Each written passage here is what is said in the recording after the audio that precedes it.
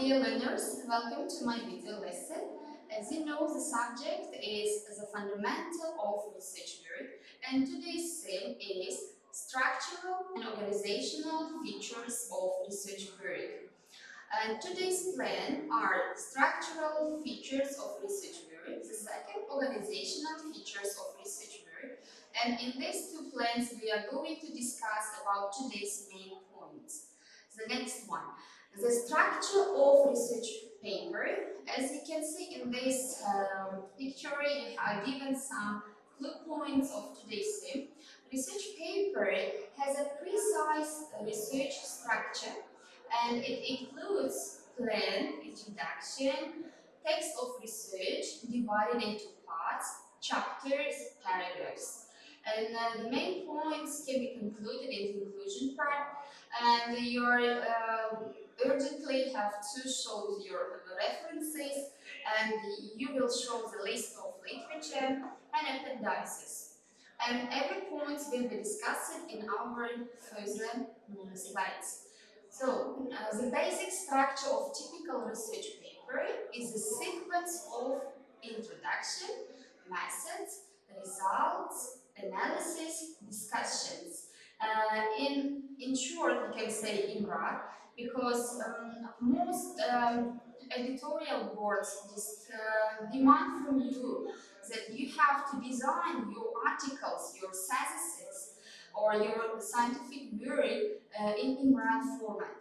What does it mean? We will see in our further discussions. In your dissertation, you are expected to provide the research structure towards the end of introduction chapter. An introduction part is the main part of your research work, as it will introduce your main goal from this research work. Here you are going to know about every part's components. First is introduction. And introduction part composed of the following ideas. Introduction of research problem. As I mentioned above, you will just introduce, you will speak about your topic and the problematic questions, and then you will discuss the research background. It means you will speak about the scientists that worked previously, or research aims and objectives. What was the aim and what was the objective from your research work? Rationale for the study and the research structure. Here you will introduce your structure of your work. Literature review. In literature review, you can see three parts: definition of main terms, or explanation of secondary data search strategy. The third one is critical analysis of major models, theoretical frameworks, and thoughts. In definitions, you can give the terms, and then you have to show the definitions given from different sources.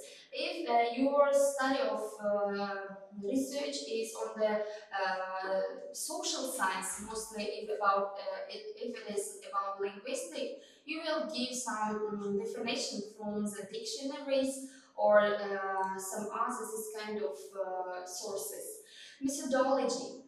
Methodology part comprise the following ideas: research process, research philosophy, research design, data collection methods and their application, and sampling. It means research process have to be described in methodology part. You will show your readers about the philosophy, what is the main point or pinpoint of your research work. If about research design, you have to show the design or the form of your research method. And here you can use data collection methods. As you know, we have different data collection methods, for example, secondary or primary. As you know, primary data collection method, it is like the first hand opinions or facts or information of your research work, and the second one is implementing or using and regenerating this one, and application in the process of your researching. And the last point is about sampling. If it is sampling, you have to show your, if it is about questionnaire or interview or this kind of polls, you have to show your questions, how you implemented and what questions were put in your research design. And you will show every questions. If it is multiple choice, you will show several choices. If it is about interview, you will point or show the main questions you have applied in your experiments. The next one is findings. After conducting your experiment, reasonable findings can be occurred. The first thing that primary data presentation and brief discussion. These 2 points are discussed in findings and discussions and analysis. In this part, you will study and discuss in depth and analyze the primary data. And the next one is comparisons of primary data to the secondary data findings. And the next point is conclusion.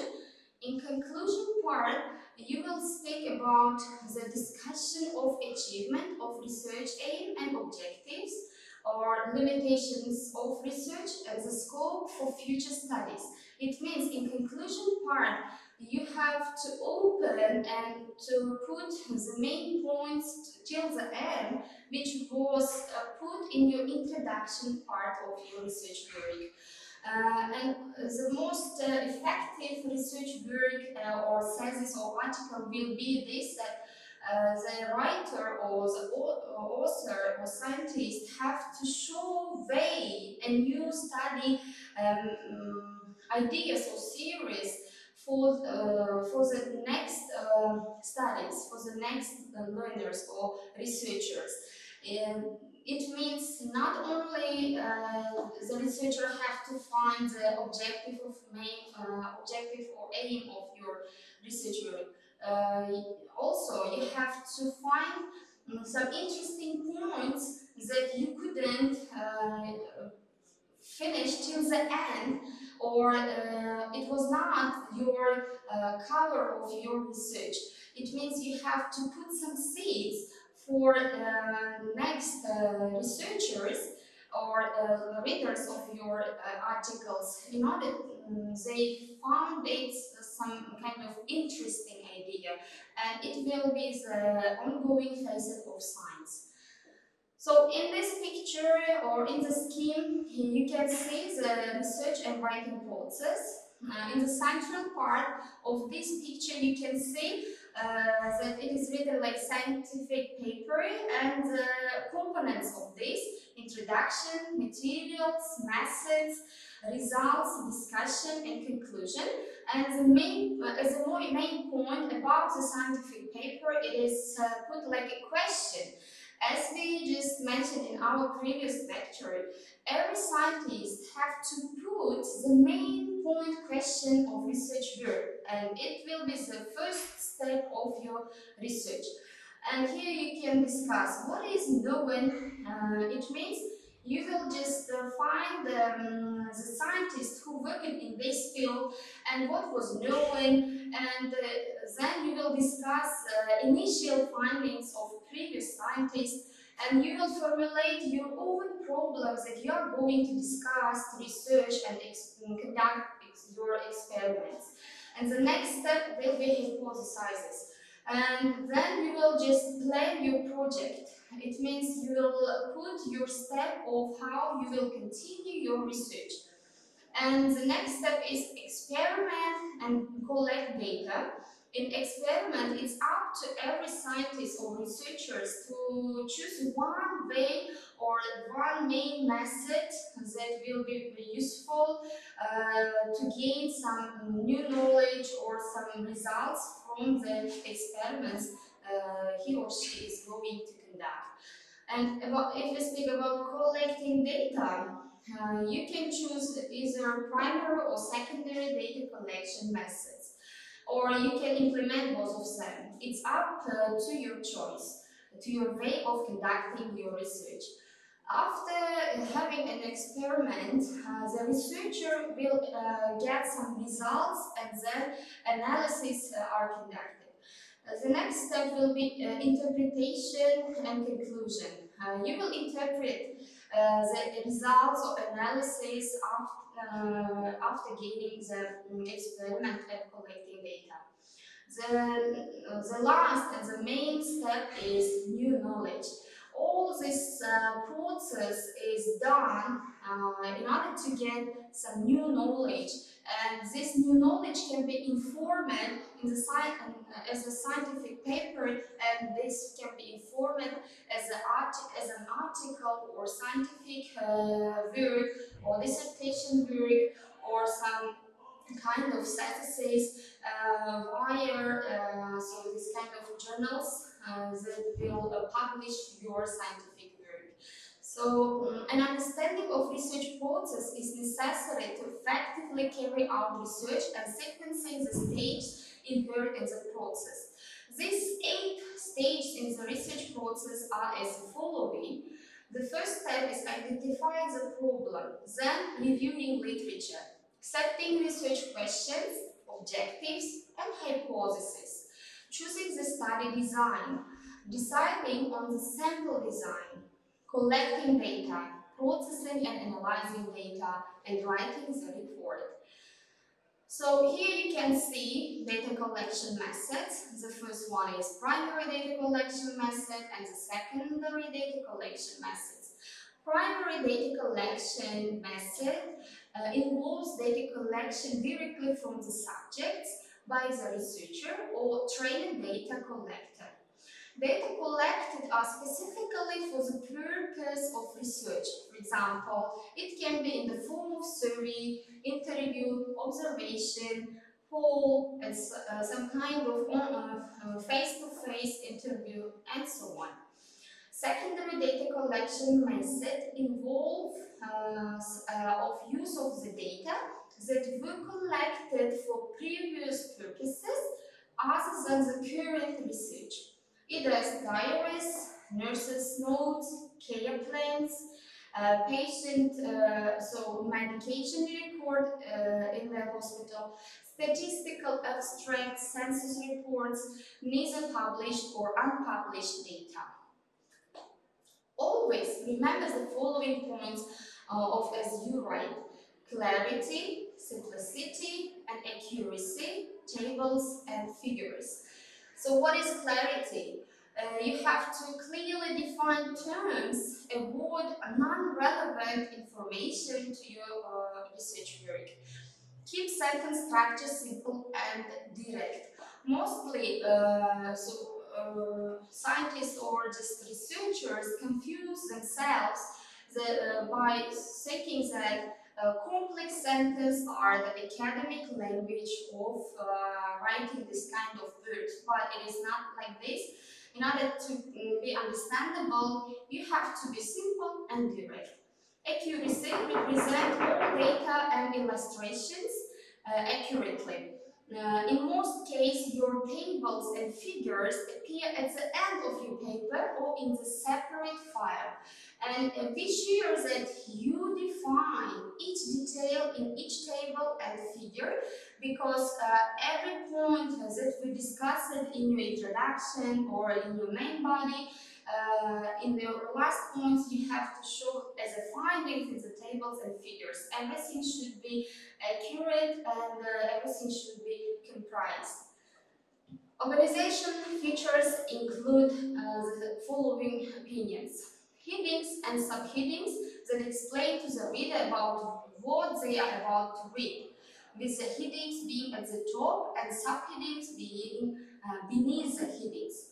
5 common structures used in the informational and fictional text are as the following: description, sequence, cause and effect, compare and contrast, and problem solution.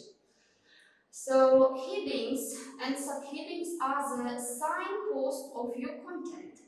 They indicate the summary of a section written under a heading or subheading. It helps to understand that section easily and quickly. The first one is major headings. This includes chapter headings as well as the headings for one or any other major section in your document. Abstract, table of contents, acknowledgements, references, appendices, and curriculum data. The second one is subheadings. This includes the different section headings within your chapters. You can have primary, first level subheadings and secondary, second level subheadings. So the next point is about, if you speak about organizational features, they are ways for an author to break up the text so information is easier to find and read. One of the most common organizational features found in an informational text is a heading. So, if we speak about title structure, title is the thing that will grasp the attention of your reader or audience. It should be catchy. In addition to organizational features, authors can also organize the information using different text structures. Informational texts usually use 1 or 5 different text structures, as we mentioned: compare, contrast, sequential, cause and effect, and descriptive, problem solution. So the idea is that somebody will be able to gain an overall view of the paper without needing to read the whole thing. Literature reviews are time-consuming enough, so give the reader a concise idea of your intention before they can meet to wading through pages of background. You look to give a context to the research, including any relevant information learned during your literature review. You are also trying to explain why you chose this area of research, attempting to highlight why it is necessary. The second part should state the purpose of the experiment and should include the research problem. The third part should give the reader a quick summary of the form that the part of research paper is going to take and should include a condensed version of discussion. Usually, research papers have the following parts: title, abstract, introduction, literature review, methods, results, discussion, or conclusion. And at the end of your research work, you have to show references and bibliography. Title contains the paper's titles or author's name, address, phone number, email, and the date. So abstract. Not every educational paper requires an abstract. It depends on the requirement of the publishing centers. However, for longer, more complex papers, abstracts are particularly useful. Often only 100 to 300 words, the abstract generally provides a broad overview and is never more than a page. It describes the sense, the main theme of the paper. It includes the results and the findings. Footnotes or cited works are never listed in an abstract. Remember to take great care in composing the abstract. It is the first part of the paper the instructor reads. It must impress with a strong content, good style, and general authentic appeal. Never write it hastily or carelessly. Introduction and statement of the problem. A good introduction states the main research problem and says its argument. What precisely are you studying? Why is it important? How original is it? Will it fill a gap in other studies?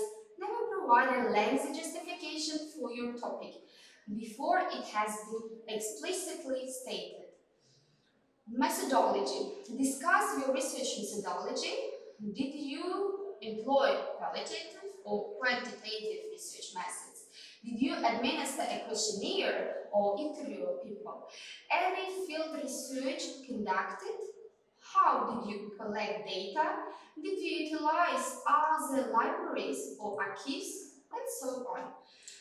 So, in literature review, the research process covers what other writers have written about your topic. Your education paper should include a discussion or review of what is known about the subject and how that knowledge was acquired. Once you provide the general specific context of the existing knowledge, then you yourself can build on others' research. Conclusion. After spending a great deal of time or energy introducing and arguing the points in the main body of the paper, the conclusion brings everything together and underscores what it all means. A stimulating and informative conclusion leaves the reader informed and well satisfied. A conclusion that makes sense when you read independently from the rest of the paper will win praise. So, in appendices, educational research papers often contain one or more appendices. An appendix contains material that is appropriate for enriching or enlarging the reader's understanding, but that does not fit very well into the main body of the paper. Such material might include tables, charts, summaries, diagrams, questionnaires, interview questions, lengthy statistics, maps, pictures, photographs, list of terms, glossaries, survey instruments, letters, copies of historical documents, and many other types of supplementary material. A paper may have several appendices. They are usually placed after the main body of the paper, but before the bibliography or works cited section. They are usually designated by such headings as Appendix A, Appendix B, and so on.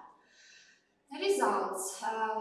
This is probably the most variable part of any research paper and depends on the results and aims of the experiments.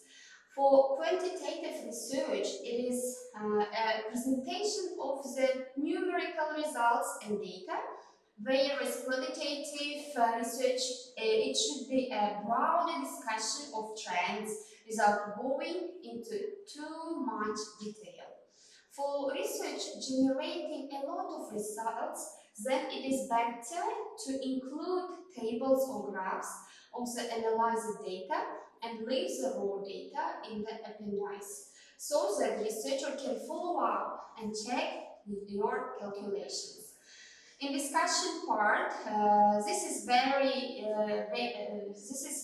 elaborate on your findings and explain what you found, adding your own personal interpretations. Ideally, you should link the discussion back to the introduction, addressing each point individually. It is important to make sure that every piece of information in your discussion is directly related to the thesis statement, or you risk cluttering your findings. In keeping with the hourglass principle, you can expand on the topic later in the conclusion. The conclusion is where you can build on your discussion and try to relate your findings to other research and to the world at large. In a short research paper, it may be a paragraph or two or even a few lines. So thank you for your attention. It was the last of our video lessons, and thank you if you found this video lesson useful. See you in our next video lessons.